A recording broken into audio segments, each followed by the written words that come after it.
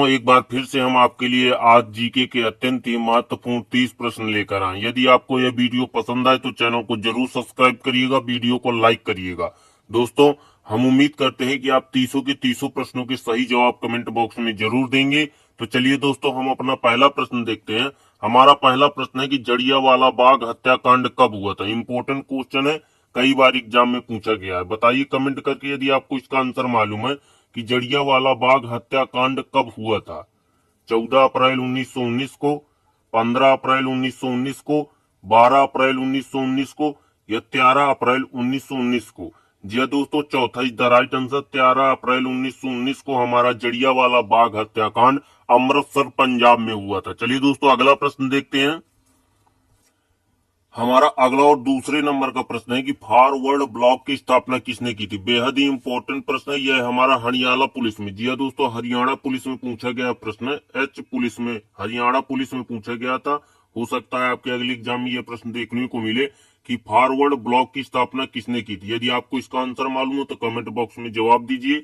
महात्मा गांधी ने, जवाहरलाल नेहरू ने, राजा राम मोहन राय ने या सुभाष चंद्र बोस ने। जी हाँ दोस्तों, चौथा is the right answer. Forward block की स्थापना हमारे सुभाष चंद्र बोस जी ने किया था। चलिए दोस्तों, अगला प्रश्न देखते हैं।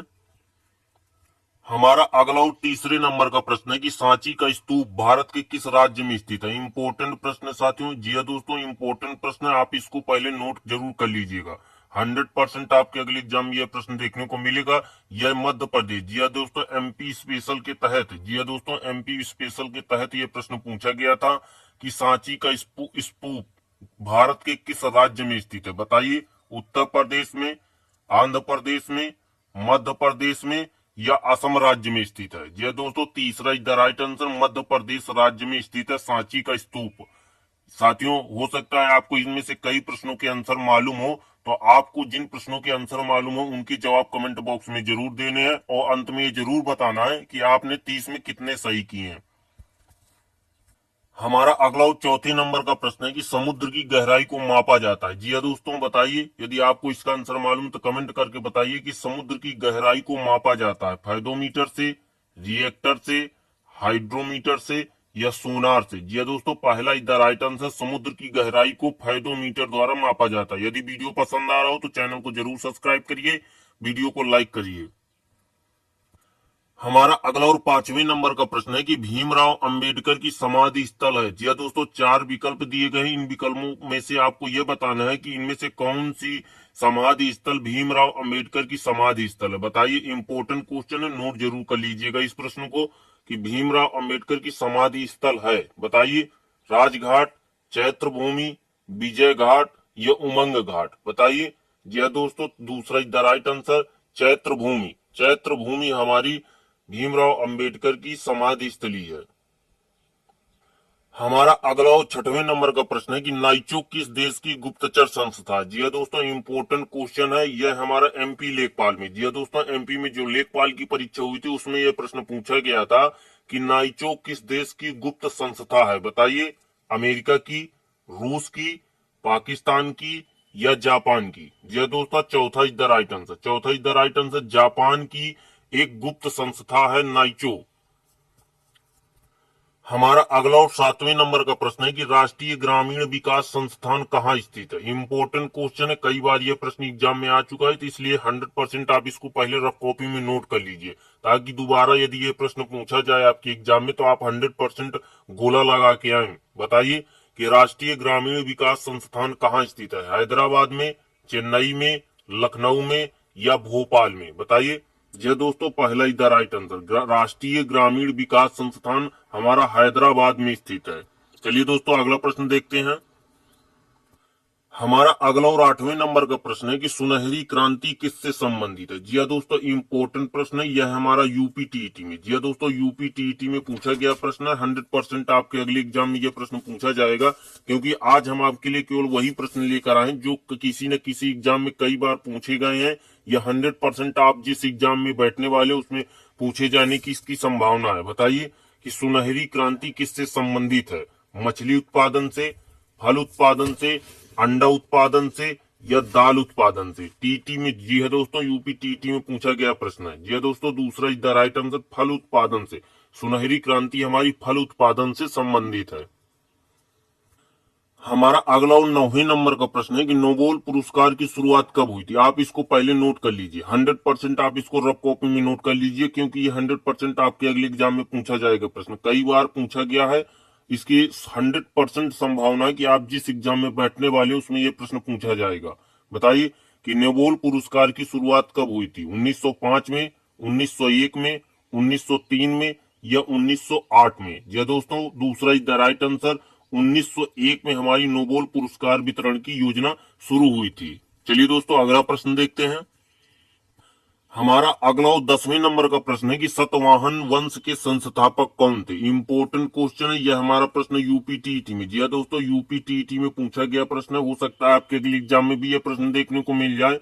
बताइए कमेंट करके कि सतवाहन समाज या सतवाहन वंश के संस्थापक कौन थे। बताइए, सिमुक, बाबर, बहलोल लोदी या औरंगजेब। बताइए, आपको हर प्रश्न का जवाब कमेंट करके बताना यदि आपको मालूम है। जी दोस्तों, पहला is the right answer Simuk. Satavahana वंश के संस्थापक कौन थे, हमारे सिमुक थे। चलिए दोस्तों, अगला प्रश्न देखते हैं। हमारा अगला और 11वें नंबर का प्रश्न है कि हड़प्पा स्थल की खोज किसने की थी। इंपोर्टेंट प्रश्न है, आप इसको पहले नोट कर लीजिए। इंपोर्टेंट है इसलिए आप इसको नोट कर लीजिए, क्योंकि ये किसी न किसी एग्जाम में आपको देखने को जरूर मिलेगा। बताइए कि हड़प्पा स्थल की खोज किसने की थी। दयाराम साहनी ने, उमंग भारती ने, डॉक्टर राम कुमार साहनी ने या उमेश पाल ने। इंपोर्टेंट है, नोट जरूर कर लीजिएगा। जी दोस्तों, पहला is the right answer. Dayaram Sahni ने हमारी हड़प्पा स्थल की खोज की थी। यदि आपको वीडियो पसंद आ रहा हो तो वीडियो को लाइक कर दीजिए, और यदि वीडियो आपके काम का है तो चैनल को सब्सक्राइब कर लीजिए। हमारा अगला और 12वें नंबर का प्रश्न है कि पिन कोड की शुरुआत कब हुई थी। बताइए कमेंट करके यदि आपको इसका आंसर मालूम है कि पिन कोड की शुरुआत कब हुई थी। 1972 में, 1977 में, 1975 में या 1973 में। बताइए कमेंट करके, नोट जरूर कर लीजिएगा। क्वेश्चन इंपोर्टेंट है, ये नोट करना है आपको 100%, जितने भी लोग वीडियो देख रहे हैं। ये दोस्तों, पहला is the right answer. Pin code की शुरुआत हमारी 1972 में हुई थी। हमारा अगला 13वें नंबर का प्रश्न है कि शांति निकेतन की स्थापना किसने की थी। इंपोर्टेंट प्रश्न है, यह 2 या 3 बार। जी दोस्तों, 2 से 3 बार यह प्रश्न मैंने यूपी पीसीएस में देखा है। जी दोस्तों, 2 से 3 बार यह प्रश्न मैंने यूपी पीसीएस में देखा है, तो आप समझ सकते हैं कि यह प्रश्न किसी भी एग्जाम में पूछा जा सकता है। बताइए कमेंट करके यदि आपको इसका आंसर मालूम है कि शांति निकेतन की स्थापना किसने की थी। सुभाष चंद्र बोस ने, रविन्द्रनाथ टैगोर ने, भगत सिंह ने या महात्मा गांधी ने। बताइए। जी दोस्तों, दूसरा is the right answer. Rabindranath Tagore ने हमारे शांति निकेतन की स्थापना की थी। हमारा अगला और 14वें नंबर का प्रश्न है कि भारत की कोकिला किसे कहा जाता है। जी दोस्तों, 100% जितने भी लोग ये वीडियो देख रहे हैं 100% सभी को यह आंसर मालूम होगा, इसलिए फटाक से कमेंट करके बताइए कि भारत की कोकिला किसे कहा जाता है। मीरा कुमारी, इंदिरा गांधी, सोनिया गांधी या सरोजिनी नायडू। बताइए। जी दोस्तों, चौथा is the right answer. Sarojini Naidu को हमारी भारत की कोकिला के नाम से जाना जाता है। यह कोकिला भारत की कोकिला के नाम से प्रसिद्ध है। हमारा अगला और 15वें नंबर का प्रश्न है कि पानीपत राज्य के किस राज्य में स्थित है। जी दोस्तों, 15वां प्रश्न है हमारा कि पानीपत भारत के किस राज्य में स्थित है। आपको राज्य का नाम बताना है कि ये जो पानीपत है वो भारत के किस राज्य में स्थित है। उत्तर प्रदेश में, पंजाब में, हरियाणा में या गुजरात में। बताइए कमेंट करके। जी दोस्तों, तीसरा इज द राइट आंसर। हमारा ये पानीपत जो है हमारा हरियाणा राज्य में स्थित है। यदि आपको वीडियो पसंद आए तो वीडियो को लाइक जरूर कर दीजिएगा। हमारा अगला और 16वें नंबर का प्रश्न है कि कागज का आविष्कार कहाँ हुआ था। जी दोस्तों, इंपोर्टेंट प्रश्न है। इंपोर्टेंट प्रश्न है, कई बार एग्जाम में पूछा गया ये प्रश्न, इसलिए इस प्रश्न को आप गंभीरता से लीजिए और तुरंत रफ कॉपी में नोट कर लीजिए। यदि आपको इसका आंसर मालूम हो तो कमेंट कर बताइए कि कागज का आविष्कार कहाँ से हुआ था। भारत में, नेपाल में, रूस में या चीन में। ये दोस्तों, चौथा is the right answer. Bharat व कागज का आविष्कार हमारा चीन में हुआ था। हमारा अगला 17वें नंबर का प्रश्न है कि सबसे बड़ा महासागर कौन सा है। जी दोस्तों, इंपोर्टेंट क्वेश्चन है, आपको पता होगा इसका आंसर, इसलिए कमेंट में बताइए कि सबसे बड़ा महासागर कौन सा है। 4 महासागरों के नाम दिए गए हमारे, आपको इन चारों में से बताना है कि सबसे बड़ा महासागर कौन सा है। जी दोस्तों, पहला इज द राइट आंसर, प्रशांत महासागर हमारा इन चारों में से सबसे बड़ा महासागर है। चलिए दोस्तों, अगला प्रश्न देखते हैं। हमारा अगला और 18वें नंबर का प्रश्न है कि संसार की सबसे लंबी नदी कौन सी है। बताइए कमेंट करके कि संसार की सबसे लंबी नदी कौन सी है। सभी लोगों को मालूम होगा, कमेंट कर बताएं कि संसार की सबसे लंबी नदी कौन सी है। मिस्र की नदी, गंगा नदी, लूनी नदी या नील नदी। यह दोस्तों चौथा इज द राइट आंसर, नील नदी संसार की सबसे लंबी नदी है।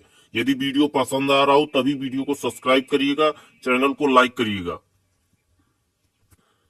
हमारा अगला और 19वें नंबर का प्रश्न है कि विश्व एड्स दिवस कब मनाया जाता है। इंपॉर्टेंट क्वेश्चन है, हर एग्जाम में 1 या 2 क्वेश्चन हमारे दिवस से पूछ लिए जाते हैं, इसलिए यह प्रश्न इंपॉर्टेंट है। यदि आपको इसका आंसर मालूम तो कमेंट कर बताइए, नहीं तुरंत आप इस प्रश्न को रफ कॉपी में नोट कर लीजिए, क्योंकि 100% इस प्रश्न के आपके एग्जाम में आने की उम्मीद है। बताइए, 1 दिसंबर को मनाया जाता है विश्व एड्स दिवस, 5 नवंबर को, 14 अगस्त को या 23 सितंबर को। यह दोस्तों पहला इज द राइट आंसर, 1 दिसंबर को हमारा विश्व एड्स दिवस के रूप में मनाया जाता है। चलिए दोस्तों, अगला प्रश्न देखते हैं। हमारा अगला और 20वें नंबर का प्रश्न है कि भारत में सबसे पहले सूर्य कहाँ निकलता है। इंपॉर्टेंट क्वेश्चन है, इसका आंसर आपको मालूम होगा, इसलिए कमेंट करके बताइए कि भारत में सबसे पहले सूर्य कहाँ निकलता है या सबसे पहले हमारा सूर्य कहाँ दिखाई देता है। उत्तर प्रदेश में, अरुणाचल प्रदेश में, केरल में या तमिलनाडु में। दूसरा is the right answer, Arunachal Pradesh में भारत में सबसे पहला सूर्य कहाँ निकलता है, अरुणाचल प्रदेश में। हमारा अगला और 21वें नंबर का प्रश्न है कि बिहू किस राज्य का लोक नृत्य है। इंपॉर्टेंट क्वेश्चन है, हर एग्जाम में 1 या 2 क्वेश्चन ऐसे पूछे जाते हैं, इसलिए आपको नोट जरूर कर लेना है इस प्रश्न को। बताइए कि बिहू किस राज्य का लोक नृत्य है। यह हमारा प्रश्न बीएड के इंट्रेंस एग्जाम में, जी दोस्तों बीएड की जो इंट्रेंस एग्जाम की परीक्षा होती है उसमें यह प्रश्न पूछा गया था। बताइए, केरल, तमिलनाडु, असम या गुजरात। यह दोस्तों तीसरा is the right answer, Assam. Bihu हमारा असम राज्य का एक प्रसिद्ध लोक नृत्य है। हमारा अगला और 22वें नंबर का प्रश्न है कि रतौंधी रोग किस विटामिन की कमी से होता है। सभी लोगों को मालूम होगा, जितने भी हमारे साइंस के स्टूडेंट हैं, बिना देरी किए कमेंट में जवाब दें कि रतौंधी रोग किस विटामिन की कमी से होता है। Vitamin D, vitamin C, vitamin K या विटामिन ए की कमी से। बताइए। जी दोस्तों, चौथा is the right answer, vitamin A. Vitamin A की कमी से हमारा रतौंधी रोग हो जाता है। वीडियो को लाइक करिए, चैनल को सब्सक्राइब करिए। हाँ, मालूम है आप लोगों ने जरूर लाइक और सब्सक्राइब कर दिया, लेकिन मैं उन लोगों को कह रहा हूं जिन्होंने अब तक लाइक और सब्सक्राइब नहीं किया। हमारा अगला 23वें नंबर का प्रश्न है कि भारत की पहली महिला शासिका कौन थी। इंपॉर्टेंट क्वेश्चन है, आप इसका आंसर कमेंट बॉक्स में दीजिए कि भारत की पहली महिला शासिका कौन थी। कमेंट में आपको इसका जवाब देना है। बताइएगा कमेंट करके सभी लोग, जितने लोगों को इसका आंसर मालूम है कि भारत की पहली महिला शासिका कौन थी। चलिए दोस्तों, अगला प्रश्न देखते हैं। हमारा अगला और 24वें नंबर का प्रश्न है कि मछली किसकी सहायता से सांस लेती है। जी दोस्तों, कमेंट करके बताइए, जितने भी हमारे साइंस के स्टूडेंट हैं सभी लोग 100% कमेंट करके बताइए कि मछली किसकी सहायता से सांस लेती है।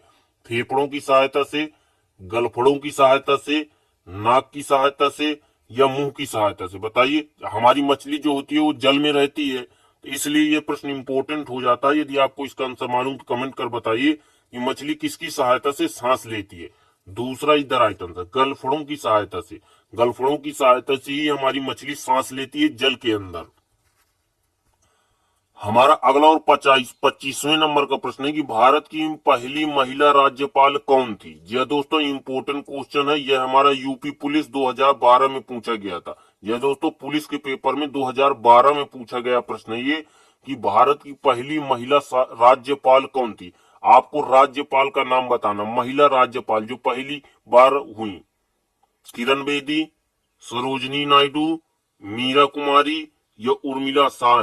यह दोस्तों दूसरा is the right answer, Sarojini Naidu हमारी भारत की पहली महिला राज्यपाल थी। हमारा अगला और 26वें नंबर का प्रश्न है कि हवा महल कहाँ स्थित है। इंपॉर्टेंट क्वेश्चन है 100%। मैंने कई बार, जी हाँ दोस्तों, रेलवे ग्रुप डी में यह प्रश्न कई बार पूछा गया है। मैंने भी एग्जाम दिया था तो यह प्रश्न मुझे भी रेलवे ग्रुप डी में मिला था कि हवा महल कहाँ स्थित है, इसलिए आप इसको नोट जरूर कर लीजिएगा। हर प्रश्न को जो आपको इम्पोर्टेंट लगे या जिनको मैं नोट करने के लिए कहूँ उनको आपको नोट जरूर कर लेना है। मैं सिर्फ आपके लिए वही प्रश्न लेकर आता हूँ जो कई बार एग्जाम में पूछे गए हैं या आपके अगले एग्जाम में 100% पूछे जाने की संभावना, इसलिए आपको हर प्रश्न को नोट करके चलना है ताकि आप एग्जाम में 100% उस प्रश्न को करके आए। बताइए, जयपुर में स्थित है, सासाराम में, आगरा में या अहमदाबाद में। जी दोस्तों, पहला is the right answer, Jaipur में। हवा महल हमारा जयपुर में स्थित है। हमारा अगला 27वें नंबर का प्रश्न है कि संविधान सभा का स्थायी सदस्य कौन था। बताइए कि संविधान सभा का हमारा स्थायी सदस्य पूछा गया। प्रश्न को जरूर आप बार बार पढ़ लीजिए करिए कि संविधान सभा का स्थायी सदस्य कौन था। जवाहरलाल नेहरू, डॉक्टर राजेंद्र प्रसाद, किरण बेदी या सरदार वल्लभ भाई पटेल। यह दोस्तों दूसरा is the right answer, doctor Rajendra Prasad हमारे संविधान सभा के स्थायी सदस्य थे। इंपॉर्टेंट क्वेश्चन है, संविधान से रिलेटेड है। एक या दो क्वेश्चन हमारे संविधान से पूछ लिए जाते हैं, इसलिए आप इसको नोट जरूर कर लीजिएगा। हमारा अगला और 28वें नंबर का प्रश्न है कि ओणम किस राज्य का लोक नृत्य है। इंपॉर्टेंट क्वेश्चन है, कई बार मुझे भी यह प्रश्न एग्जाम में मिला है, इसलिए आपको 100% इसको नोट करना है ताकि आप करके आए, गोला आप लगा के आए, 100% सही जवाब दे के आए इसका।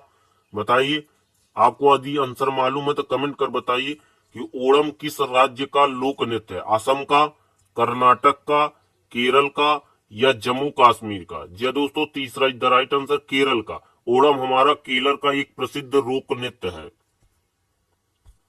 हमारा अगला 29वें नंबर का प्रश्न है कि दिल्ली भारत की राजधानी कब बनी। यह इंपॉर्टेंट प्रश्न है, आप इसको पहले नोट कर लीजिए। 100% आप इसको नोट करिए तुरंत और बताइए फटाक से यदि आपको इसका आंसर मालूम है कि दिल्ली भारत में की राजधानी कब बनी। 1905 में, 1911 में, 1908 में या 1915 में।